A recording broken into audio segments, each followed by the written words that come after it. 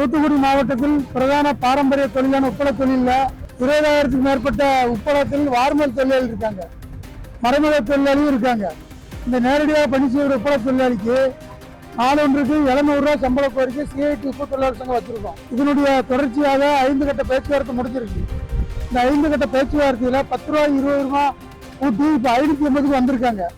இப்போ ஒரு 600 ரூபாய்க்கு முடிக்கணுங்கிற முறையில் நம்ம கோரிக்கை வைக்கோம்.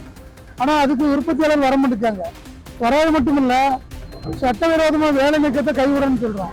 இப்படிப்பட்ட கோரிக்கையை வலியுறுத்தி இந்த பகுதியில் உப்பள தொழிலாளிகளை சந்தித்து பெருமனை பிரச்சார கூட்டத்தை நடத்துகிறோம். இந்த பெருமனை பிரச்சார கூட்டத்தை நடத்தி முதலாளிகளுக்கு கருத்தை நாங்கள் சொல்கிறோம். 700 ரூபாய் இன்னைக்கு விலைவாசிக்கு வேணும்னு சொல்கிறோம்.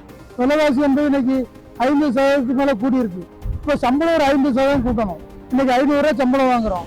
50% கூட்டம் 1000 ரூபாய் சம்பளம் வேணும். ஆனால் நாங்கள் வைக்கிற கோரிக்கை 700 ரூபா தான். ஆனால் அவங்க 600 ரூபா கூட வர மாட்டேங்காங்க.